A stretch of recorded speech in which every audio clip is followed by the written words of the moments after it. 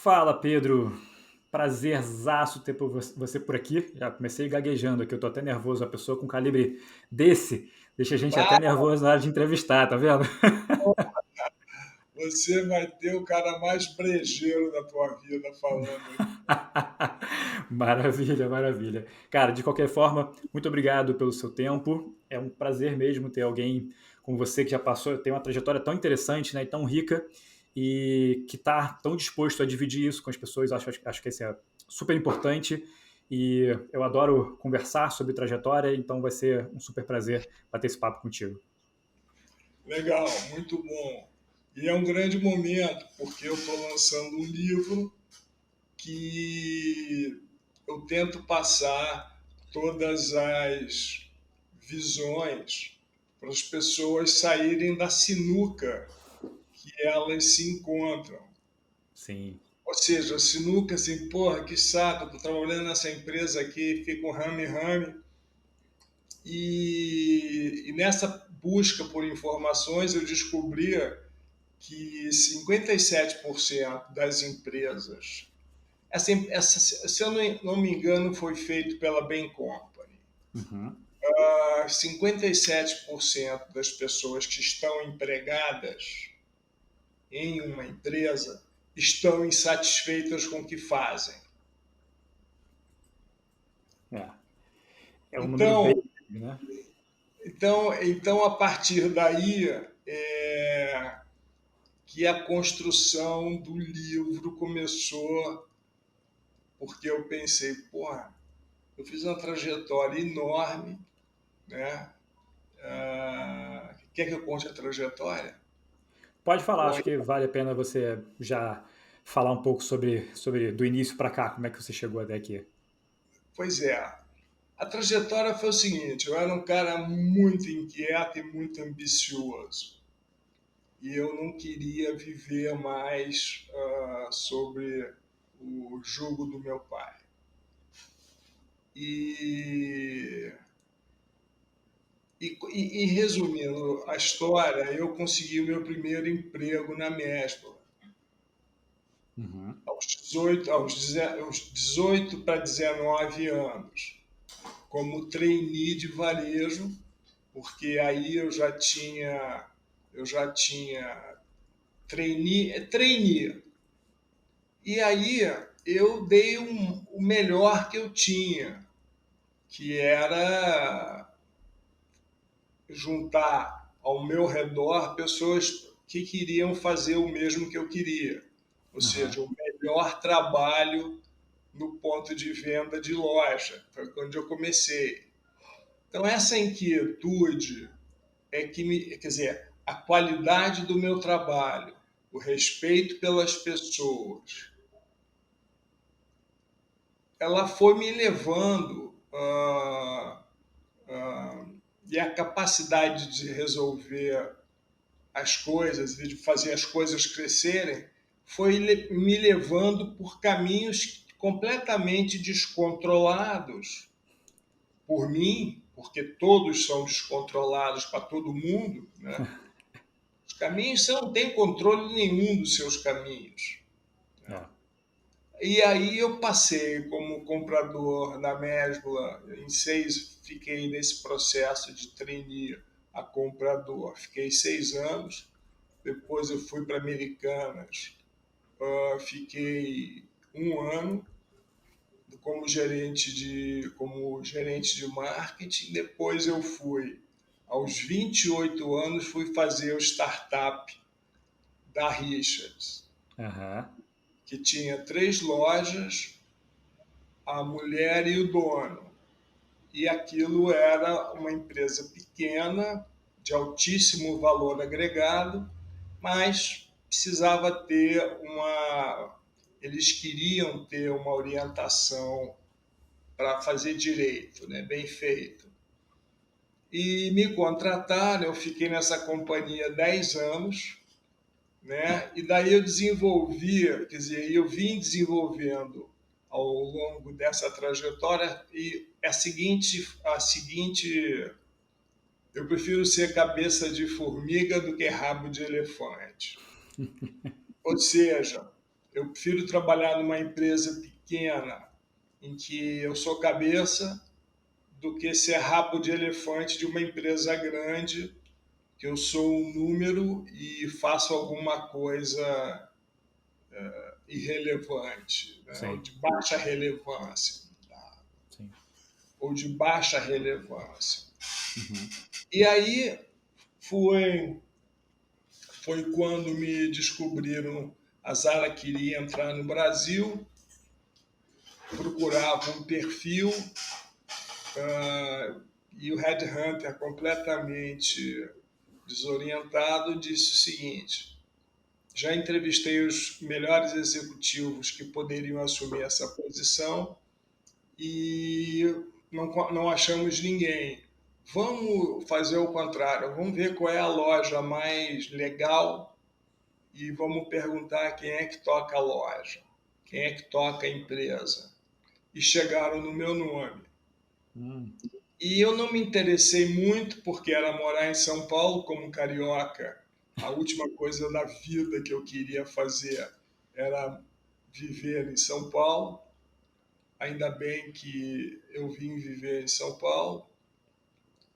É... E aí me convidaram, depois de uma seleção, me contrataram para ir para a Zara, passar um ano na Espanha, rodando a Europa toda, que eles chamaram de um período de aculturamento, e que poderia ser vida ou morte. Eu podia ser demitido lá na Espanha e ter ser demitido e voltar com um bolo de dinheiro na mão, mas com a vergonha de ter sido demitido. Então eu lutei muito para poder fazer as adaptações culturais que normalmente as pessoas fazem para entrar numa empresa, porque ali tinha cultura de país, cultura de região do país, cultura da gestão da empresa. Eram 3 empresas fantasticamente. A empresa eu tinha que administrar essas 3 coisas. E a minha cultura, carioca, bermudão, trabalhava de bicicleta, com chapéu de palha no verão, enfim. E depois da Zara, então tudo isso foram 6 de Mesbla, 1 de Americanas, 10 de Richards, 8 de Zara. Quando eu já não suportava mais, quando eu me transformei naquele 57% que estava infeliz com o trabalho, eu pedi as contas e fui para o Pão de Açúcar a convite do Abílio Diniz. No Pão de Açúcar eu fiquei um ano, fui demitido,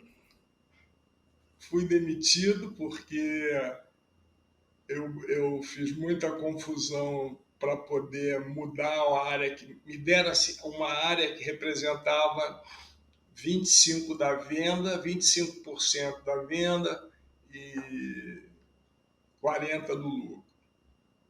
E eu comecei a fazer a área a caminhar, era um caminho mais lento, e depois eles mudaram de rumo, não queriam mais inovação, queriam fazer o básico bonito, e mandaram para casa de uma forma feia. Eu sentava numa mesa ao lado do Abílio Diniz, então podia ter sido feito diferente. Briguei muito com o Abílio pela maneira que foi feito. Bom, passado isso, surge a oportunidade mais louca da minha vida, que foi ser convidado para fazer o startup de uma companhia aérea, que o dono dizia o seguinte, o David Neeleman, ele dizia o seguinte: Pedro, eu só quero duas coisas de você. Que seja a melhor experiência para as pessoas que trabalharam conosco, na vida delas, nessa empresa, e que os clientes, em cada voo que fazem, achem que aquele voo foi o melhor na vida deles. Só queria isso. E aí Fácil. eu entrei numa, eu entrei numa, eu entrei numa foi um aprendizado de novo, cultura americana, cultura do David Neeleman, cultura do Brasil versus cultura dos Estados Unidos, enfim, foi uma dureza e multicultural a contratação das pessoas. E eu perguntei para ele o seguinte: David, diga a razão que você me contratou. Pedro, eu te contratei o seguinte, que você entende de cliente, gosta de gente. Aviação é fácil e você vai aprender em um ano e meio, você está conhecendo a aviação por dentro. Então, essa foi a trajetória profissional. No 5º ano de companhia, eu acho que em 5 anos a companhia já tinha 15% do mercado, em apenas 5 anos desde o movimento, desde o primeiro momento. E no final de 2011, novembro, para ser exato, feriado de finados, eu caio do cavalo, e bato com a cabeça no chão e fico tetraplégico, né? E essa tetraplegia me fez buscar outras forças que eu não conhecia de fato. Mas voltando ao livro, eu contei essa história e fui falando as coisas, os caminhos que eu percorria para você fazer cada coisa que eu fiz. Uhum. Né? Sim. O livro, ele... Vou começar falando do título, que eu acho que é um dos melhores títulos que eu já vi. Eu achei sensacional, já me cativou dali, né? Que é a vida é tudo que você faz com ela. Achei sensacional, porque já tem uma mensagem só na capa, né? E eu queria inclusive, começar, já que a gente começou já a puxar o assunto do livro, perguntando do porquê da escolha desse título exatamente, de onde veio a vontade de escrever, né? Para quem você estava escrevendo e por que esse título, por que essa escolha? Eu estava escrevendo porque no meu acidente, eu comecei a lidar com meus filhos que na época estavam com 22 e 21 anos. E eu via dentro do grupo de amigos as indecisões de alguns, a decisão errada do outro. Eu vi os meninos procurando os caminhos, né? Por exemplo, quando juntava, faziam festa e tal, todo mundo, eu ia falar com todos os moleques, o que você está fazendo? Parará, me conta. Então foi essa investigação empírica e com tudo que eu vi na vida que eu saquei essa frase, né? Porra, a sua vida é o que você faz com ela. Porque se você se esconder atrás do armário, o armário vai ficar lá e você vai ficar velho atrás do armário, provavelmente morrendo de fome e de necessidades básicas, porque está vivendo com a pensão da sua avó, entendeu? Ou a pensão do seu pai. E Sim. vi muita gente, e esse fenômeno dos jovens saírem mais tarde da casa dos pais também chamou muita atenção, porque isso eu estava desenhando uma companhia que não deu certo. E eu pesquisei também todo esse movimento dos jovens não saírem de casa. Tem o Uhum. quarto deles, os pais já permitiam que eles trouxessem as namoradas para casa, e os pais da menina também. E tudo isso estava muito cômodo. E aí, e de pano de fundo, nós sempre tivemos uma economia, um lado do Brasil que funciona e uma economia que faz o voo da galinha o tempo inteiro. Uhum. Então, essa foi a minha motivação e foi a motivação de escrever. E o título, eu tenho momentos da minha vida como jovem, 17, 18 anos, que eu falava assim, pô, eu vou ser caseiro de gente bacana, que eu fazia engenharia. Eu vou ser caseiro de gente bacana, porque eu vou ter casa, um salário e beleza, tô garantido. Então, quando eu comecei a ter esse tipo de pensamento, eu fiquei a trabalhar a cabeça e dizer, pô, tá bom, e amanhã? E depois? Isso tudo é vivo num menino de 16, 17, 18 anos conversando lá naquela época. Né? Uhum. Então, esse título saiu como um flash na minha cabeça e falei, esse caminho eu não quero seguir. Eu tenho potencial, eu já consegui enxergar algum potencial em mim, era simpático, falava com todo tipo de gente, chegava em qualquer lugar, estava numa boa, enfim. Então foi esse movimento que me levou a falar disso. Diferente do livro de 2014, que foi O Maestro de Voo, escrito pelo Edivaldo Pereira Lima, que era o meu retorno ao mundo, porque eu tive de 2012 a 2013, eu tive dificuldades médicas de movimento, dores.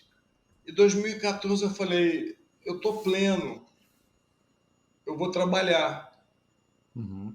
Os médicos não se opuseram por razão nenhuma e voltei a trabalhar na Azul em abril e fiquei até abril de 2012, até setembro de 2012 foi quando eu não aguentava mais. O esforço era muito grande e o resultado era muito pequeno. Uhum. Para a Azul. Então, e o livro foi, esse primeiro livro foi que me jogou de volta no mercado. Entendi.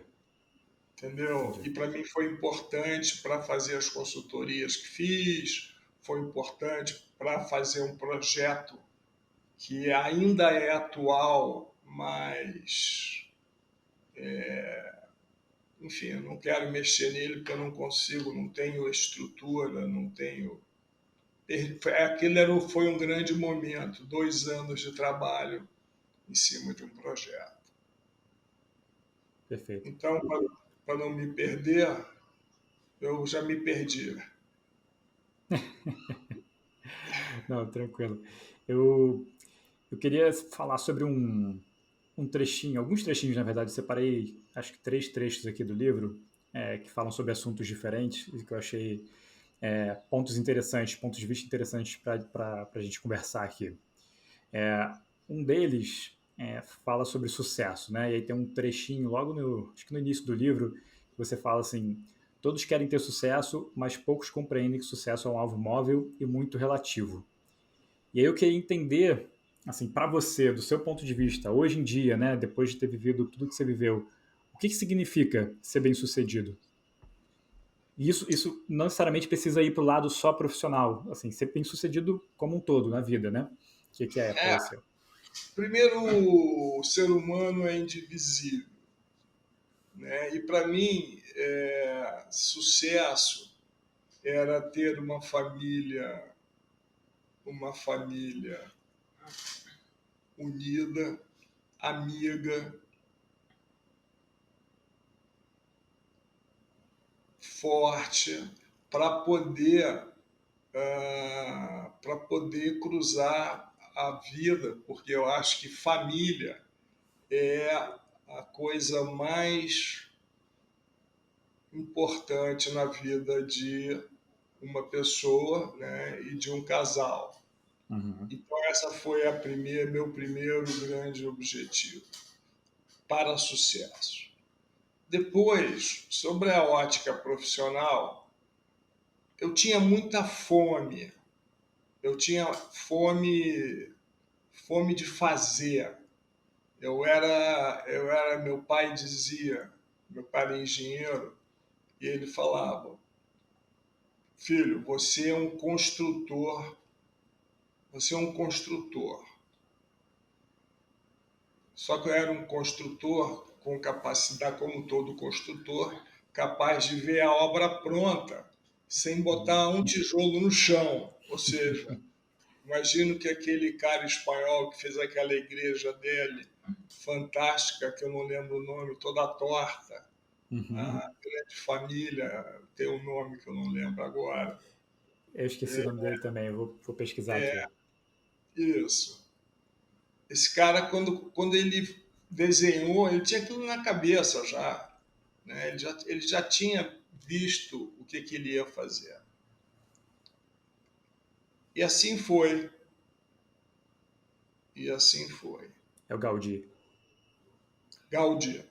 Isso. E a igreja é Sagrada Família. Isso, Sagrada Família, exatamente. Sagrada Família. Um negócio espetacular, completamente. Imagina, ela desafia hoje o nosso sentido arquitetônico de beleza. Imagine na época dela. É. Loucura. E, Bom, e é engraçado que ele já tinha, ele visualizou ela pronta e ela está em construção até hoje, né? Esse que é o mais curioso. pois é, ela está sendo reformada e construída ainda, né? Ela É, está. exatamente. É muito louco tudo isso. Muito louco. E, Você então está você falou falando. sobre família e aí sobre a sua fome, né? Eu tinha muita fome para crescer. Crescer significava o que para mim? Era poder, e logo depois eu descobri o poder da a liderança que eu tinha. Era uma coisa que eu não tinha percebido e eu conseguia fazer seguidores dentro de Hum. uma empresa, de convencer essas pessoas. E eu tinha fome, não era de crescer, não. Eu tinha fome de fazer. Uhum. Tinha fome de fazer o meu melhor. Então, por exemplo, na Richards, eu tive que entrar dentro do almoxarifado, ajudar a contar botão, porque se o Pedro Janot contava botão, todo mundo podia contar botão. Então, eu Hum. comecei a desenvolver forte o trabalho de liderança pelo exemplo, né? Você não pode mandar um funcionário seu limpar uma fossa sem que você não tenha limpado, digamos, se o seu negócio for limpa fossa, entendeu? Uhum. Você não pode falar para o cara, faça isso, bote a mão aí dentro, etc. Descobri essa liderança e ela naturalmente foi brotando, porque onde havia espaço, eu ocupava, porque tinha a seguinte dinâmica. Eu inicialmente fui contratado para ser gerente de compras da Richards. Mas para minha mercadoria chegar no ponto de venda, no tempo que ela devia chegar, eu tive que entrar em todos os processos produtivos, né? E de repente a companhia estava na minha mão. Quer Uhum. dizer, foi uma coisa muito intuitiva, muito, de muita intuição, mas o importante, a minha fome não era de ganhar dinheiro. Minha fome era de entregar uma coisa legal, Uhum. num É. ambiente legal. E claro, consequentemente, à medida que você tinha suas necessidades pessoais e sonhos, você ia catucando a empresa para a empresa te dar mais na medida em que você ia subindo de posição, etc., de importância. Não é Uhum. nem, não é nem subindo de cargo, é subindo de importância para a empresa, entendeu? Uhum. Sim. Então, foi essa fome, que foi a mesma fome que eu vim. Eu fui 2 vezes campeão brasileiro júnior da classe laser, que é uma classe que talvez a gente possa depois agregar uma foto, se você colocar no programa. É, que eu tinha, quando eu errava no laser, eu dava soco no convés, de raiva. Uhum. No fundo, eu estava batendo em mim, porque o laser era um barco estándar para todo mundo e um timoneiro e uma pessoa só tocando.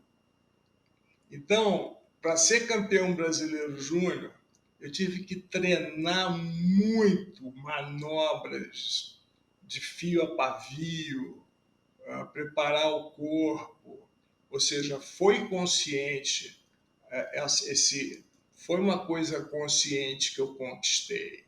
Uhum. Foi consciente. Eu tinha fome de ganhar um campeonato, eu Uhum. tinha fome de conquistar tudo isso, e essa fome eu fui dirigindo ela pela vida. Perfeito. É, você falou sobre essa questão, né, dois pontos que eu acho que são legais, que a gente pode falar e colocar num lugar só, na verdade, né? Que é a questão da liderança e, e você trouxe agora essa questão do laser, que eu lembro que tem um trecho do livro também que você fala sobre isso, em que as pessoas culpavam o vento, culpavam, enfim, os outros, culpavam tudo, mas nunca se responsabilizavam por ter ido mal, né? E eu separei um Isso. trecho aqui também que você fala o seguinte: traga o problema para você. Simples assim. Se você está diante de um problema, antes de qualquer coisa, assuma que esse é um problema seu. Você só vai resolvê-lo quando o tiver em mãos. E eu sou empreendedor, né? E o empreendedor, por natureza, quem de fato tem a vontade de empreender, tem é, essa característica de trazer o problema para si, né? Mas em compensação, tem muita dificuldade em lidar com quem não faz isso, né? Então você tem que contratar gente, tem pessoas que às vezes não têm esse perfil e para quem tem essa vontade interna, quem nasceu assim, é muito difícil você lidar com esse tipo de comportamento, né? As pessoas são diferentes de você nesse sentido. E aí eu queria, trazendo para o lado da liderança, eu queria entender se você acha que é possível desenvolver essa característica nos liderados, né? Nas pessoas que te seguem. Você conseguia ajudar a desenvolver isso nas pessoas, essa autorresponsabilização das pessoas puxarem os problemas para ela, ou você buscava pessoas que já tinham isso na natureza delas quando você Não, contratava? primeiro você está sempre num ambiente em que as pessoas que estão lá necessariamente não foram as que você contratou. Uhum. Então, ah, você vai marcando as pautas, né, e vindo atrás, correndo atrás do resultado. Né? Dessa maneira, você sabe quem está entregando, quem não está entregando, quem vale a pena investir para o cara entregar e quem vale a pena descartar, porque esse é o mundo do negócio, mas sempre valorizando o quadro que já existe, ou seja, tentando trazer as pessoas, porque na realidade chamar o problema para si é muito mais. Olha que eu estou dando uma volta agora. As pessoas, para chamarem um problema para si, elas têm que ter muito claro qual é o sonho da empresa, elas têm que ter muito claro quais são os valores da empresa, porque aí você tem que trabalhar muito bem isso para poder contratar pessoas com os mesmos valores, né? Você tem que trabalhar muito bem os ritos de fazer valer o sonho, os valores, né? Aí você faz os ritos. Que ritos podem ser esses? A chegada de novos funcionários na companhia, você faz um welcome aboard, bem-vindo a bordo. Não importa o tamanho que você tenha, entendeu? Você tem 6 funcionários, entrou um, tem que dar as boas-vindas, tem que te explicar qual é o sonho, enfim. É que você, quando tem isso muito bem clarificado, você contrata mais certo. Você tem um sonho, valores, ritos, e tudo isso somado é a cultura da empresa.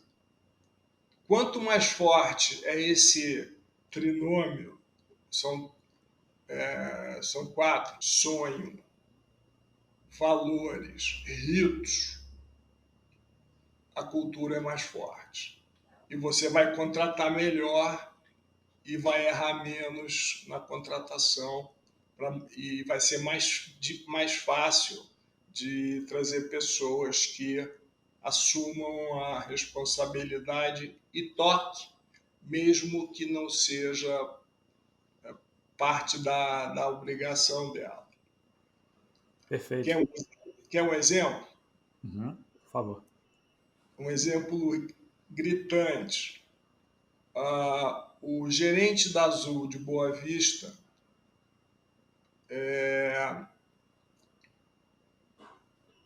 me liga e diz o seguinte: Pedro, eu tenho aqui eu tenho um problema. Não, a história verdadeira é a seguinte. Estava tentando fazê-la curta, mas não vai ficar curta. O Ministério da Educação me liga. Eu já não era mais nem CEO da companhia. Liga para mim e fala: eu estou com um cientista com o dedo pendurado. O helicóptero ele estava numa serra no meio do mato que o homem nunca tinha adentrado e o helicóptero levou ele para o aeroporto, ele tem que pegar um voo e tem um problema. No processo da companhia aérea, isso é internacional, se você tem alguma comorbidade, tem que ter um laudo médico dizendo todas os problemas que você tem e só assim você pode voar.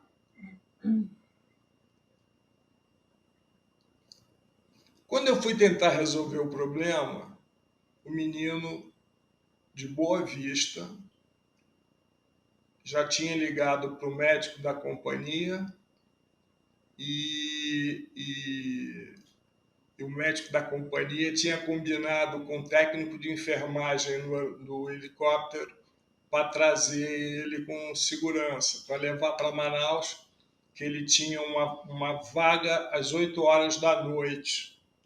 E ele estava a 15 minutos do embarque. Então, veja bem, uma companhia com 120 bases, o jovem de Boa Vista fez o que tinha que ser feito. contrariar os processos. Por quê? Porque ele tinha os valores da companhia muito claros na mão e durante todo o nosso processo de welcome, de boas-vindas, ele conheceu o doutor que ajudou ele, os doutores, né, etc. Porque a companhia vive o tempo inteiro contratação, demissão, exame médico, então tem uma orientação. Então, esse é um exemplo desse alinhamento muito forte do sonho, do valor, do rito e de uma cultura forte, capaz de você usar os valores para contrariar os processos. Perfeito.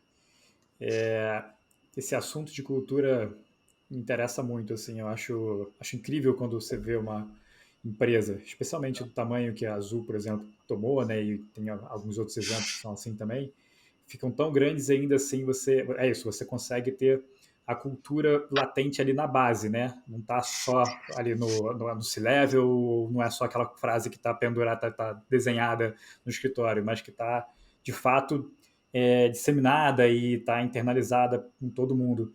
E no dia a dia, assim, você falou dessa parte aí do onboarding, ali, do welcome, né? Tipo, que você tem que fazer, enfim, e isso já ajuda a começar a plantar o DNA ali da cultura da pessoa, né?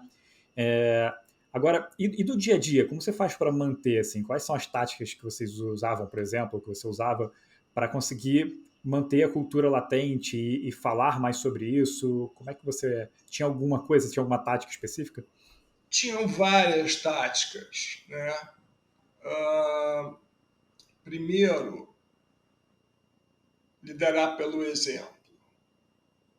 No início da companhia, eu cansei de fazer embarques às 5 horas da manhã junto com as equipes, né? E criei, fazendo embarque, procedimentos para agilizar o embarque. Na época de Viracopos era muito pequenininho e tinha seus desafios. Então, liderar pelo exemplo, garantir que os ritos, você tenha ritos que falem da cultura, que falem dos números. Então, nós criamos um rito chamado Chega Mais, como se dissesse: chega mais, galera, vamos falar um pouco, né? Passava-se os números da base, dava os parabéns, dava uma reprimenda e reprimenda não, né? Você dizia, pô, desafiava a equipe a ir pro patamar certo e depois abria o ouvido e falava, agora eu já falei, falava em 30 minutos e agora eu quero ouvir vocês. Aí o pessoal fica quieto, depois eles vão soltando, e você traz de uma base que é visitada 2 vezes por ano, por esse rito, você traz conteúdos fortes, carências, enfim, tudo que você pode fazer. E a terceira coisa é criar eventos que repercutam sozinho pelo canal informal da companhia, que é, por exemplo, você convidar os jovens donos de base, gerentes de base, para almoçar com o presidente no refeitório. No refeitório, entendeu? Senta, convida, e aí faz foto e tal, né? Então você fazia de atos importantes e estavam cheios de coisas importantes. As companhias têm um monte de coisas importantes o tempo inteiro. e transforma aquilo vai correndo pela companhia na forma de um rastilho de pólvora. Puxa, fulano de tal foi almoçar com Pedro e, e não era só não era só gerentes de base, era qualquer um. Era Você perguntava ao gerente de base se tem algum atendente, algum tripulante que você queira trazer para almoçar. Então, você tem que criar eventos que repercutam pela companhia de uma maneira positiva, porque você não é presente em todos os lugares. Né? Então, basicamente, esse é o jeito, e tratando as pessoas com muito carinho, porque o presidente é uma figura topo da empresa. E quando eu chegava me lembrei agora, quando eu chegava na base, e já fazia isso em outras empresas, isso foi crescendo, já fazia na Richard, já fazia na Zara, e fui aprendendo, aperfeiçoando, e a pergunta é, você chega na base e pergunta para uma pessoa que esteja na pista, e você pergunta, e aí, tudo bom? Como é que está a família? Porra, como é que Coisa está a parece família? tão simples, né? Como é que E está a muita sua gente família? esquece. Fulano, que você está mexendo aqui com o computador plugado no avião. Uhum. Não, minha família está ótima, fulaninha entrou na faculdade, por aí vai. E aí eu fazia outra pergunta.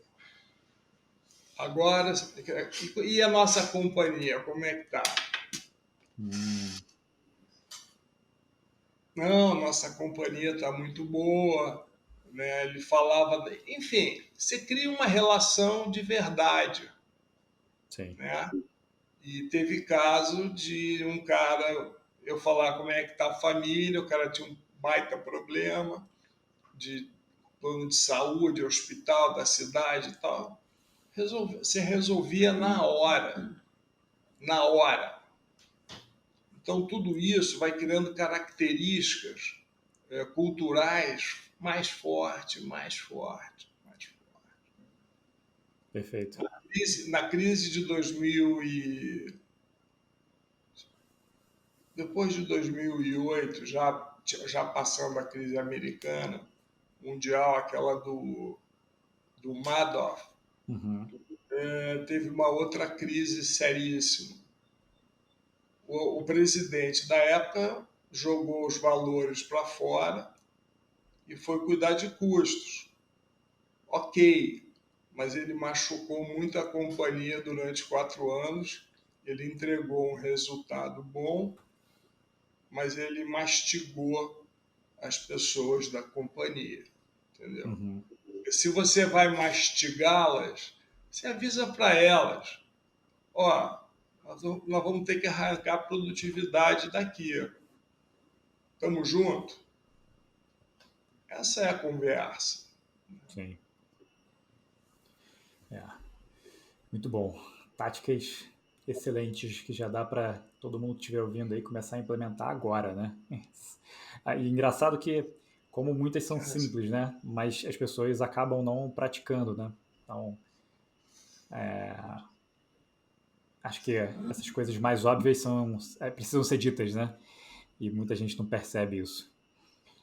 Primeiro porque o óbvio não é óbvio. Uhum. É uma outra máxima que eu carrego. O Sim, óbvio não é óbvio. não é, não é. Você trabalhou aí ao longo dessa sua trajetória com alguns nomes bem lendários, né? Então você trabalhou com Beto Sicupira, o Amancio Ortega, enfim. Mas, em particular, na Azul, o David Neeleman, né? Mínimo. Nomezinho Neeleman, nomezinho complexo de falar. Ele é um cara que me interessa muito, assim, eu já ouvi a história dele, e a história dele é bem curiosa, né? Ele fundou a JetBlue, depois acabou sendo afastado da direção, e aí resolveu montar a Azul, resumindo bastante, né? Resumindo muito. Como que foi, como que era trabalhar com ele, assim, no sentido cultural, essas diferenças culturais e especialmente ele já tendo uma experiência com uma companhia aérea que teve todos os problemas que ele teve, e quais foram os principais aprendizados que você tirou? Eu vou ser super sincero para você. Eu não tive nenhum. O David é genial quando ele pensa estratégia de malha. Ele é genial para escolher as pessoas. Ele é genial. Ele não briga, né? Pouquíssimas vezes ele teve ataques assim principalmente no startup, né? Ataques com o governo, eu ficava bravo e tal. Mas eu vou dizer para você, eu estou pensando sendo muito honesto. Eu aprendi muito com David o olhar humano que ele tem, porque o David, como todos os Mormons, eles fazem uma determinada idade, eles passam em um país vendendo a palavra Mormon em sociedades de baixa renda. Então ele tem um carinho não declarado pelas pessoas, entendeu? Então é algo magnífico que eu aprendi com ele, que me fez crescer muito como ser humano e crescer muito dentro da trazer para a formação da companhia esse olhar, né? E tem uma passagem curiosa. Estávamos no aeroporto, pequenininho lá em Campinas, ainda discutindo uma determinada coisa, 3, 4 diretores brigando com a Infraero, brigando com a administração do aeroporto, porque esses caras são inúteis, né? São burocratas de última categoria e de repente passa por trás da gente. Eu tô falando com a turma, David recuado um pouco mais à minha esquerda, passa uma pessoa e uma senhorinha que deixa cair os seus embrulhos no chão, porque Campinas era um aeroporto que naquela época só 800 mil pessoas usavam o aeroporto, porque tinha 2 voos da TAM e 2 voos da Gol. E quando a senhorinha deixou as coisas caírem, o David imediatamente, eu estou pegando ele de rabo de olho aqui, ele imediatamente recompôs a senhorinha e levou-a até o local de embarque. Pegou o papelzinho dela, mostrou para a moça da Infraero e quando ele fez isso eu entendi onde é que estava a barra, a que altura estava a barra daquelas 2 frasezinhas que ele me pediu, que as pessoas tenham a melhor experiência profissional da vida delas e que cada cliente faça o melhor, sempre que voar Azul, faça o melhor voo da vida dele. Nesse Sensacional. episódio, nesse episódio eu vi a barra dele onde é que estava.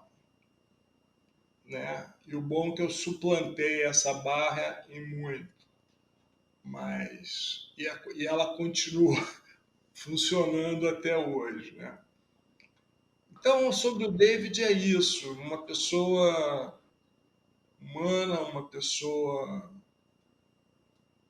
que conversa o que tiver que conversar, sem nenhuma. Esse foi o meu grande ensinamento que eu carrego no peito que o David me ensinou.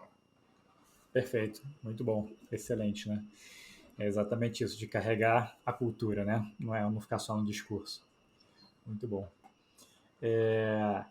Eu queria fazer uma pergunta, Pedro, falando sobre o acidente, né? Se não for bem um problema, é lógico, mas no sentido de, assim, eu imagino que muita coisa tenha mudado, né? Depois do acidente, tem as coisas óbvias que são a parte física, locomotora, enfim, essas coisas práticas do dia a dia, mas eu queria entender principalmente como que mudou a sua forma de enxergar as coisas, se você teve alguma mudança assim mais filosófica nesse sentido, na maneira de enxergar a sua trajetória, de enxergar a vida, de enxergar o sentido, inclusive, dela. Eu eu vim. Esse exercício é um exercício que você faz, primeiro que você tem muito tempo, você fica muito sentado, né? Durante muito tempo eu queria ficar sozinho, né?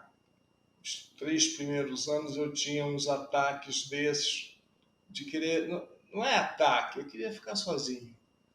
E pensava 1 bilhão de coisas por segundo.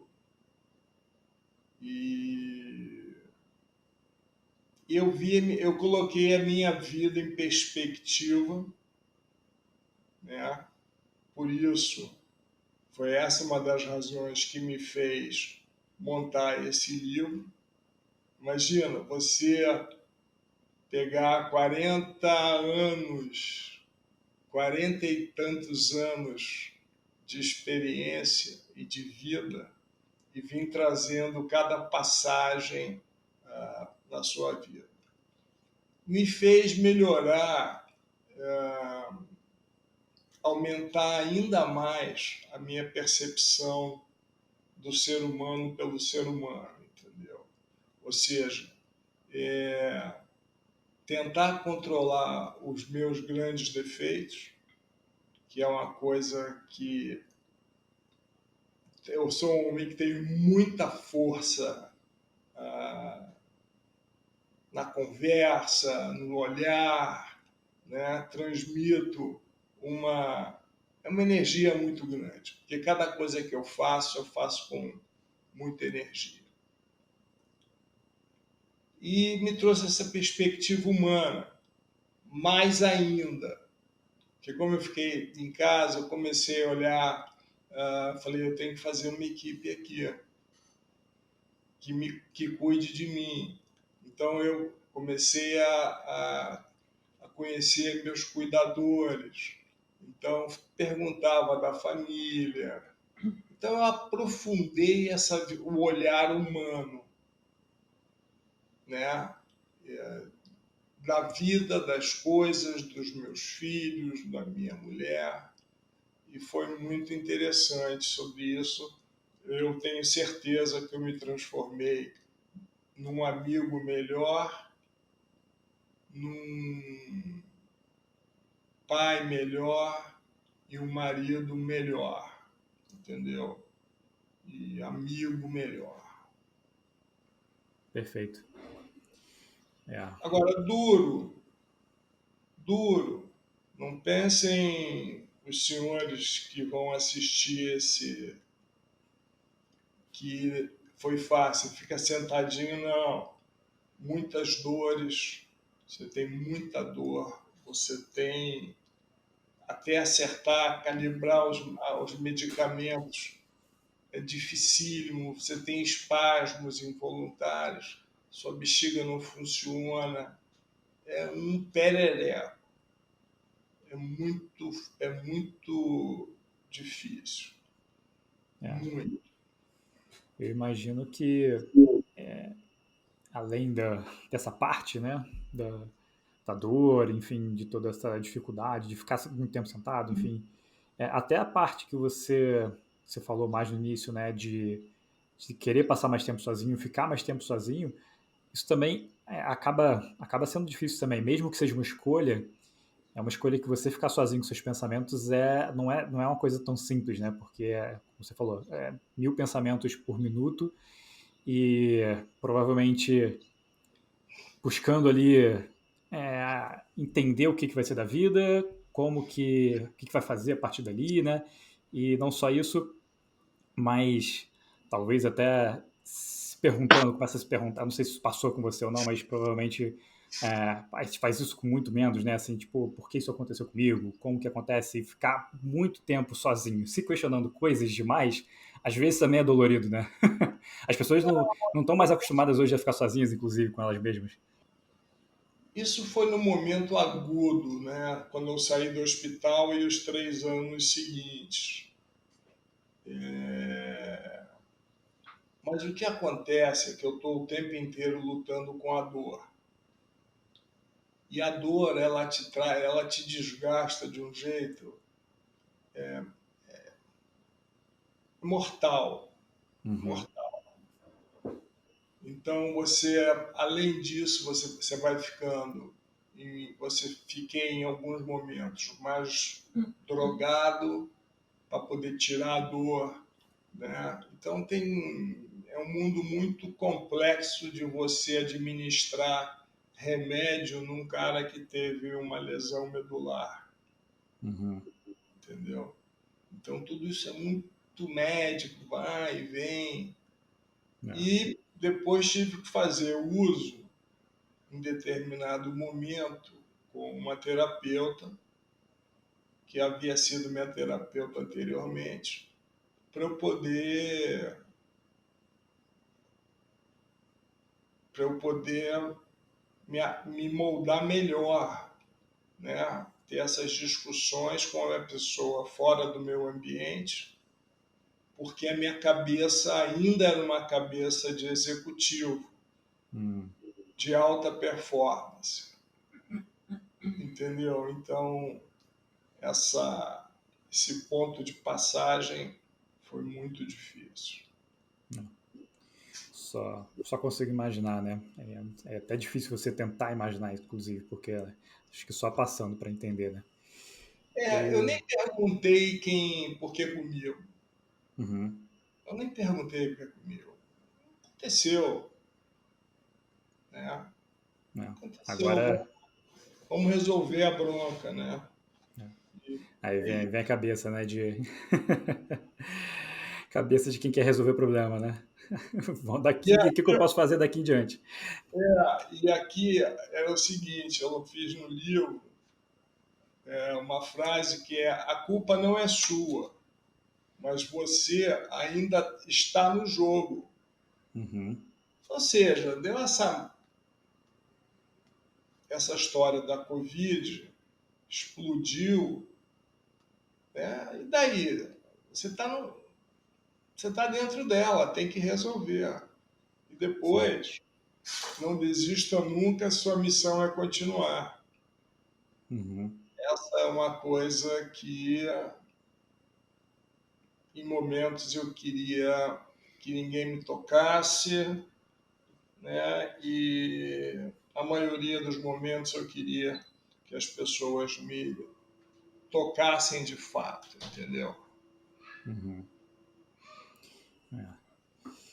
Vamos fazendo uma volta aqui para trazer agora outros assuntos, indo para a segunda parte aqui do podcast, que são as perguntas que eu faço para todos os convidados. E aí eu queria começar te perguntando, Pedro, sobre livros.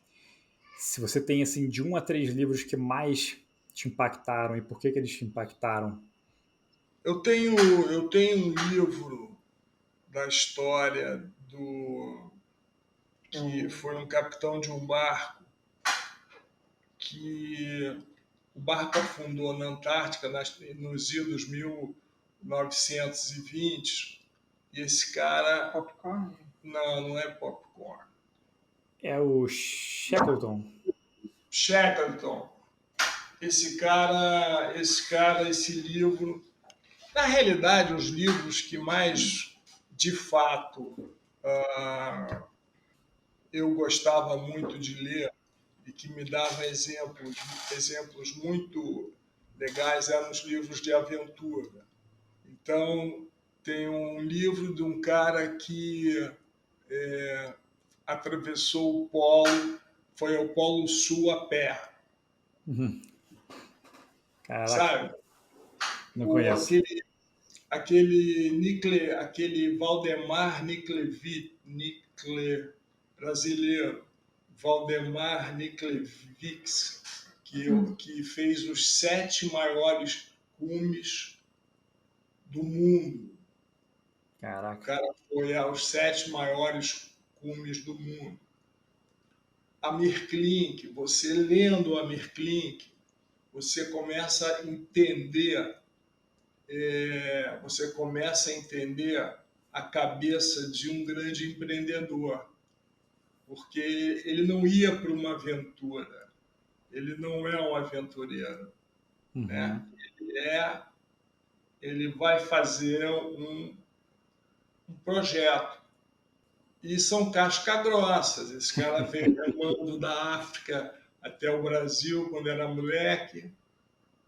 E a última dele foi sozinho num barco dar a volta no Polo Sul. E tem um livro chamado Sal, que é um livro que me colocou no mundo. Onde surgiu o sal e por que o sal foi importante para o desenvolvimento das relações dos países existentes no mundo. Porque ele foi o responsável por curar a carne, curar o leite, né, para poder fazer grandes travessias, e essas duas coisas não. Você podia levar carne e leite, que virava queijo no caminho por causa do sal. E aí eu li esse livro, O Sal, que me deu uma perspectiva de mundo e de comportamento humano, que no fundo eu estou olhando o meu cliente. Você tem que olhar sobre todos os aspectos, o meio que você está vivendo. Eu precisava desse olhar. E teve uma mulher chamada Faith Popcorn, que ela fez muito antigo esse livro. A Faith Popcorn, ela fez um livro que ela escreveu os principais comportamentos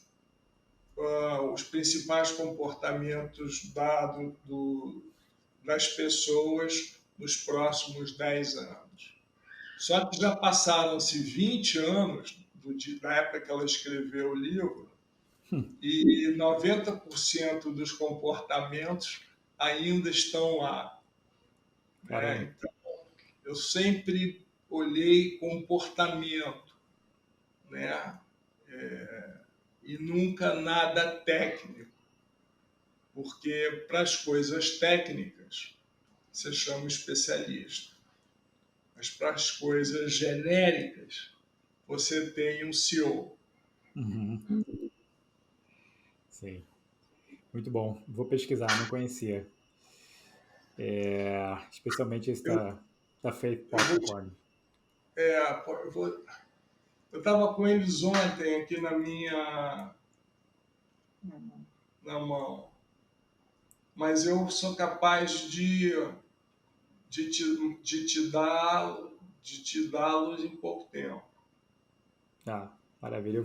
Eu acho que eu consigo achar aqui, se eu procurar eu acho para o Kindle aqui. Pedro, se você pudesse voltar aí 10, 15 anos, ou você pode botar esse ponto aí em qualquer lugar da sua timeline, né? Você escolhe, mas o que você diria para ter mais calma, para o Pedro lá de trás ter mais calma? Hein? Eu sempre tive muita calma. Eu não era um cara calmo, Uhum. mas eu tinha calma. E a forma que eu sempre usei para ter calma é organizar os meus pensamentos às 5 horas da manhã fazendo um exercício. Interessante. 5, 5 e meia fazendo exercício. Caminhando na praia, caminhando dentro do condomínio aqui em São Paulo, por 1 hora. E você, nessa 1 hora você está pensando. E quando você chega dessa caminhada, desse exercício, você está com a sua vida resolvida na cabeça, o seu dia resolvido na cabeça, o que, que você vai fazer, né? O que, que você vai fazer na sua agenda, e com isso você tem calma para fazer as coisas que você planejou fazer. Agora, perder a calma com gente burra, gente sem humildade, isso é rápido. A palavra gente burra é ruim, mas perder a calma com falta de honestidade, isso é muito rápido. Uhum. Então é isso, ninguém me reconhece, a Brenda estava te confirmando, como um cara que teve falta de calma. Mas quando você fala calma para você e sua família, se eu tivesse que mudar, eu teria que rever o período que os meus filhos tinham 1 e 3 anos. Período que eu trabalhei muito, muito, mas consegui outras coisas.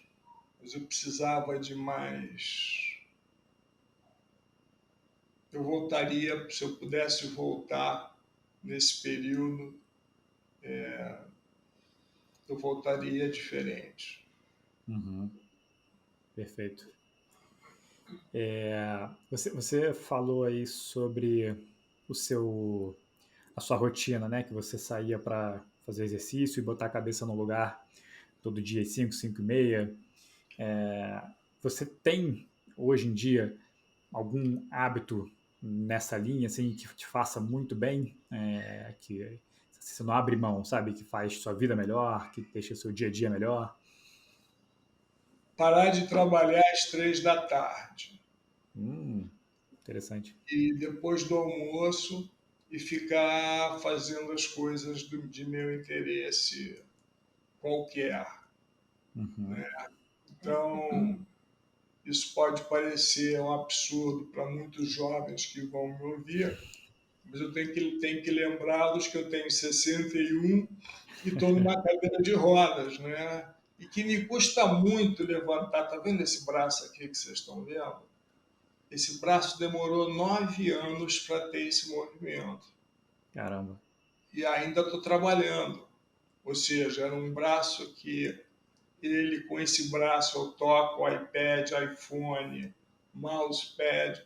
Eu não fico numa situação ruim. Uhum. Ganhei uma nova vida aqui. Cada conquista nesse braço, cada conquista nesses dedos, era uma nova fronteira que eu conquistava. De Uhum. entrar num Kindle, num jornal, ficar voando pela internet que nem um bobo, procurando coisas. E assim a coisa aí, entendeu? Sensacional. Eu acho que é um hábito que talvez mais pessoas tenham que começar a se perguntar se não está na hora também de diminuir o ritmo, né? Porque eu conversei aqui no podcast com um cara que eu acho sensacional, que é o Lourenço Bustani. Ele enfim, CEO da Mandala, que é uma consultoria de impacto positivo. E na entrevista ele fala que ele começa a trabalhar às 11 e acaba às 5. E ele fala assim, que muita gente no início, né, quando ele tentou implementar essa rotina, as pessoas estranhavam, enfim, falam assim, mas você vai começar a trabalhar tão tarde e tal. Ele falava, esse é o período que você vai ter o melhor de mim. Antes disso, eu preciso ter a minha rotina, preciso ter os meus hábitos, o meu dia para me fortalecer, para eu começar às 11 no melhor possível, e aí vocês vão ter a minha melhor energia, e depois às 5 horas eu paro, porque eu também preciso me recolher para ter o restante do meu dia comigo mesmo, enfim, com a minha família. Eu achei sensacional, porque eu acho que é lógico que existe tempo para tudo na vida, né? Existe o período ali de que todo mundo precisa ralar um pouco mais porque está construindo, né? E a construção é difícil, enfim, não tem jeito, você vai ter que ralar, vai ter que trabalhar duro, mas também começar, as pessoas acho que precisam olhar mais assim para a vida como um todo e enxergar que existem outras coisas, né? E que se você dedica seu dia inteiro para o trabalho, assim, não tem como sobrar energia para o resto, né? E você acaba falhando, você acaba não entregando, ou vai entregar uma energia ruim para sua família ou para os seus amigos, e isso faz mal para você também, porque no final das contas isso é cíclico, né? E volta para você, então a energia é uma troca, né? É, é. Eu sempre, mais novo, eu sempre esticava a corda até quase romper. Né? Gosto disso. Só Uhum. que hoje eu estou pacificando essa coisa. Então, 3h30 em diante, eu não faço mais nada. Quer Perfeito. dizer, mais nada profissionalmente falando. Uhum. E faço as outras coisas. Sim, perfeito. Mas Muito bom. se você me perguntar, agora eu estou me colocando no teu lugar, Uhum. Pedro, o que você mudaria com o seu comportamento ao longo das... O que você faria diferente nas diferentes fases da sua vida? Eu já falei dos filhos de período de 1 a 10 anos, e depois eu não mudaria nada. Boa. Eu não mudaria nada. Perfeito. Casei com uma mulher maravilhosa, que juntos formamos uma parceria impressionante entre amor e amizade, um negócio fortíssimo, que dura 30, estamos no 37º ano de casamento. Muito bom. Perfeito. Acho que a gente encerra aí no bom lugar. E aí, antes da gente fechar aqui, eu queria te perguntar onde que as pessoas que quiserem, enfim, saber um pouco mais sobre a sua trajetória, além do livro, que eu recomendo bastante, inclusive, ele já está disponível para Kindle, eu sei porque eu estou em Lisboa e consegui comprar, então vocês podem comprar tanto online como pro o livro físico. Mas além do livro, como que as pessoas podem te encontrar? Onde que é a melhor forma? Instagram, LinkedIn? Onde que você publica mais? Instagram é melhor porque eu tenho uma estrutura que me apoia Uhum. e eu consigo falar, responder, consigo e eu tenho uma outra coisa que eu atendo a todos. Hum. Não deixo de atender ninguém. Eu sou a prova. Eu sou a prova. Eu entrei em contato com você lá no Instagram e você respondeu. Então, Isso. muito bom. Tá, então a gente vai colocar o link para o seu Instagram, tá? Aqui no episódio, na descrição do episódio. E, bom, queria agradecer mais uma vez pelo seu tempo. Foi um prazer, um grande aprendizado. Já anotei várias coisas aqui, especialmente na parte de cultura, que foi para mim bem relevante. É o momento que eu estou passando agora de tentar implementar uma cultura na minha empresa. Então, todas as dicas foram muito, muito valiosas. Queria agradecer demais, Pedro, pelo seu tempo e por ter topado dividir com a gente aí um pouco da sua sabedoria. Muito bom, eu gostei muito. Espero que as pessoas se critiquem, né? Porque a gente sabe que o que é certo é a mudança, né? Você tem certeza que a mudança sempre vai ocorrer e ocorrerá, Uhum. e levem a vida de forma, transformem a vida numa aventura, aventura de liderar o seu crescimento. Se você transformar isso numa aventura, vai ficar muito legal. Boa. Perfeito. Obrigado, Pedro. Grande abraço e obrigado a você.